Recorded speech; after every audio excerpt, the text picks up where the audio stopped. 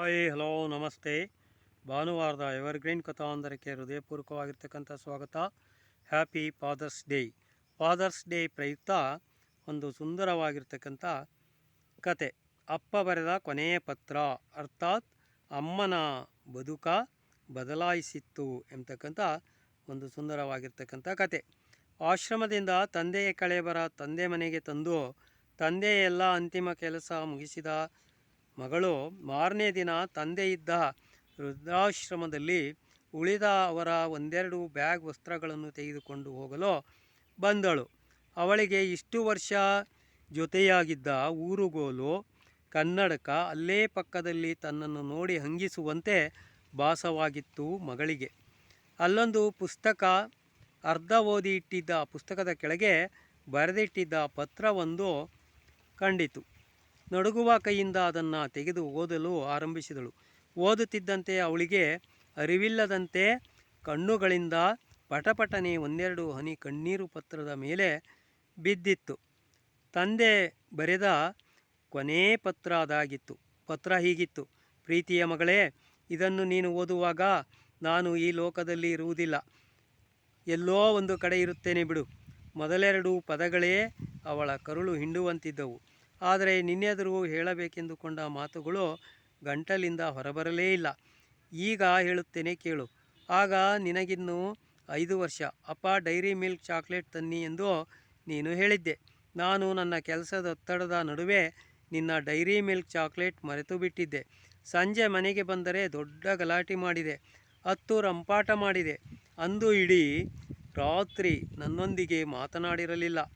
ಕೊನೆಗೆ ನಾನೇ ಸೋತೆ. ಮಾರನೇ ದಿನ ದೊಡ್ಡ ಡೈರಿ ಮಿಲ್ಕ್ ಚಾಕ್ಲೇಟ್ ಕೊಟ್ಟಾಗಲೇ ನೀ ಸಮಾಧಾನಗೊಂಡಿದ್ದು, ಮತ್ತೆ ನನ್ನೊಂದಿಗೆ ಮಾತನಾಡಿದ್ದು. ಹಾಗೆ ನೀ ಬೆಳೆದು ದೊಡ್ಡವಳಾದಾಗ ನಾನು ಇಷ್ಟಪಟ್ಟಿದ್ದೇನೆ ಎಂದು ಒಬ್ಬ ಹುಡುಗನನ್ನು ತೋರಿಸಿದೆ. ನಾನು ವಿರೋಧಿಸಿದೆ. ನೀ ನನ್ನೊಂದಿಗೆ ಮಾತನಾಡುವುದನ್ನು ಬಿಟ್ಟೆ. ಪ್ರತಿದಿನ ಅಳುಮೊರೆ ಹಾಕಿ ಇರುತ್ತಿದ್ದೆ. ಒಂದೇ ವಾರದಲ್ಲಿ ಆ ಹುಡುಗನ ಪೂರ್ವಪರ ವಿಚಾರಿಸಿ, ಒಳ್ಳೆ ಸಭ್ಯಸ್ಥ ಕುಟುಂಬ, ನಿನ್ನನ್ನು ಅರಗಿಣಿಯಂತೆ ಸಾಕಬಲ್ಲ ಎಂದು ಕನ್ಫರ್ಮ್ ಆದಾಗ ನಾನೇ ಸೋತು ಒಪ್ಪಿಕೊಂಡಿದ್ದೆ. ಮುಂದೆ ನಿನ್ನ ಮುಖದಲ್ಲಿ ನಗುವಿತ್ತು. ಹೀಗೆ ಆಗಾಗ ನಿನ್ನ ತಪ್ಪುಗಳನ್ನು ಕ್ಷಮಿಸಿ ಬಿಡುತ್ತಿದ್ದೆ ನಿನ್ನ ನಗುವಿಗಾಗಿ. ನಿನಗೂ ಮದುವೆ ಆಯಿತು. ನೀವಿಬ್ಬರೂ ಮುಂಬೈಗೆ ಹೋದಿರಿ. ಅಲ್ಲೇ ಸೆಟ್ಲ್ ಕೂಡ ಆದಿರಿ. ಅಮ್ಮನಿಗೆ ಬಿದ್ದು ಬೆನ್ನು ಮೂಳೆ ಮುರಿದಾಗ, ನನಗೆ ನೋಡಲಾಗದಾಗ, ಆಕೆಗೆ ಇಷ್ಟವಿಲ್ಲದಿದ್ದರೂ ನಿಮ್ಮ ಇಷ್ಟದಂತೆ ಆಕೆಯನ್ನು ದೂರದ ವೃದ್ಧಾಶ್ರಮಕ್ಕೆ ಹಾಕಿದಿರಿ. ನನಗೂ ಪ್ಯಾರಲಿಸಿಸ್ ಅಟ್ಯಾಕ್ ಆದಾಗ ಮನೆ ಕ್ಲೋಸ್ ಮಾಡಿ ಮುಂಬೈಗೆ ಬರಲು ಹೇಳಿದಿರಿ.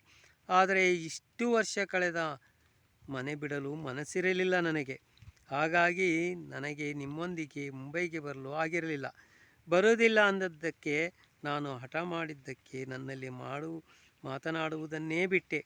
ನನಗೆ ಅಹಂಕಾರ ಎಂದು ಇದ್ದವರೆಲ್ಲ ಹೇಳಿದೆ. ಕೊನೆಗೆ ನನ್ನ ಇಷ್ಟವನ್ನೂ ಕೇಳದೆ ವೃದ್ಧಾಶ್ರಮಕ್ಕೆ ಹಾಕಿದೆ. ನಾನೇನು ಮಾಡಲಿ ಮಗಳೇ?